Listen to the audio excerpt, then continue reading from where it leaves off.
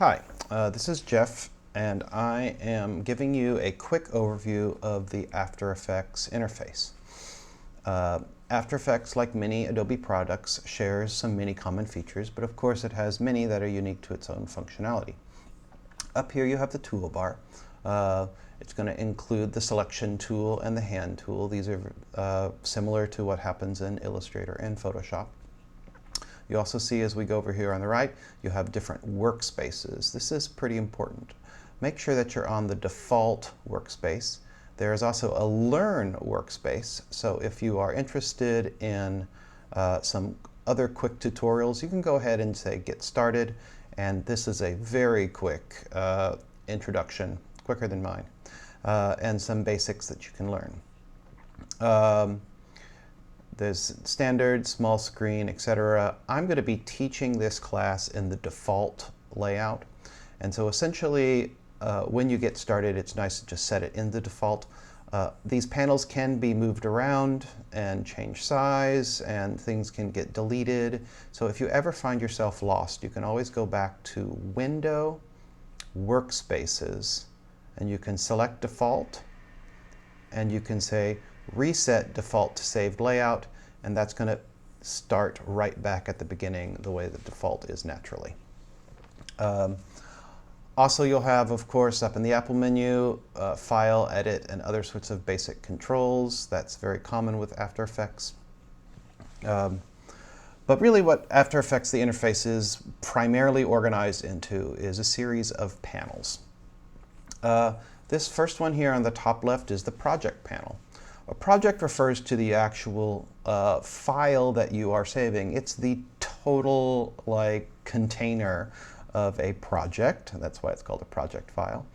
And so what this project panel does is it allows you to manage a lot of your assets and other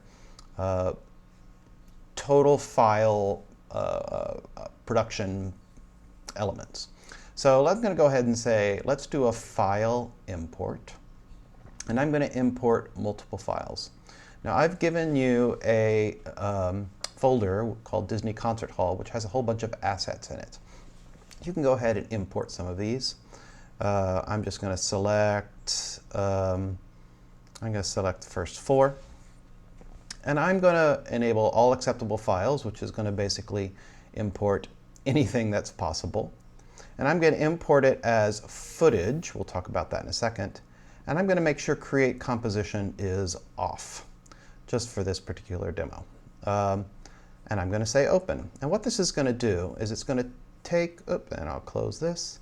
It's going to take all of those assets and it's going to put it into my project panel. And so you can see now the project panel actually has something to manage. So these are all my assets. Now, each individual project can have multiple compositions. A composition is essentially an arrangement of the assets in both a time-based timeline and also stacked as in layers. So let's get to that in a second. So you can also have multiple compositions, and you can also have compositions within compositions. So a composition isn't the file, it's a part of the file, it's a part of the project. So I'm going to go ahead and start a new composition, and I'm going to just leave it as Comp1. And we're going to accept the majority of these settings, the preset HDTV and 1920 by 1080. This is essentially a standard high definition format. Leave square pixels, frame rate, resolution. The start code is when it starts at 0, and the duration is essentially how long this is. And so I believe the default is it usually is at 10 minutes, and I'm going to make sure I have this at 1 minute. So match that. Now background color is a bit of a trick, because the background color is only a visual reference in the background. It's not the actual color that gets output. So for example, if I select this bright green, it's just the appearance of green in the background of my composition. So when I arrange my elements on it, I can see what's going on. So for example, if I have a whole bunch of elements that are dark and almost black, it might be difficult to see them on a black screen. So you can actually change the color of the background, but it doesn't actually render. So even if I had a whole bunch of black elements that I was arranging on this green screen, when I render it, the natural background is still black. So just to make that make a little more sense or be a little more intuitive, just set your background color to black, which, by the way, if you go to the hexadecimal code down here, it's 6 zeros. And we'll get to color selection in a second. So this is a good setup. So let's go ahead and make your composition. So as soon as I make a composition, it appears down here in the timeline. And the more compositions I make, the more they will appear in tabs across here. I can continue to make compositions and open and close them, and they'll all be located right here. So if a composition disappears, you can just pull it down from your project menu and pull it down into your timeline, and it will work.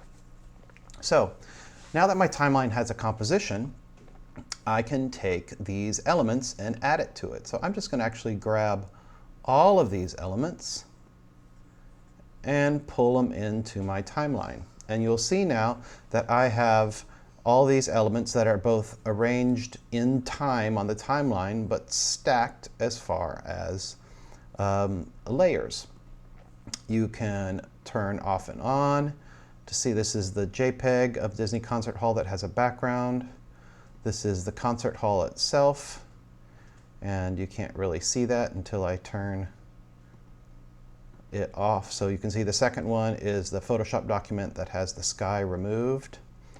If I hide that one, you can see there's stars, which is basically a video that we will edit down. It both has time lapse and it has this nice lady talking, but we don't want her overseeing the concert hall.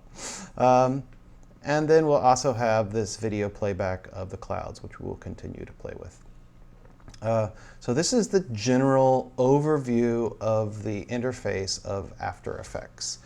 The projects panel, which is the entire file, the composition, which is basically an arrangement of your elements, and the timeline in which you're allowed to view and navigate and manipulate both the layer order and the timeline.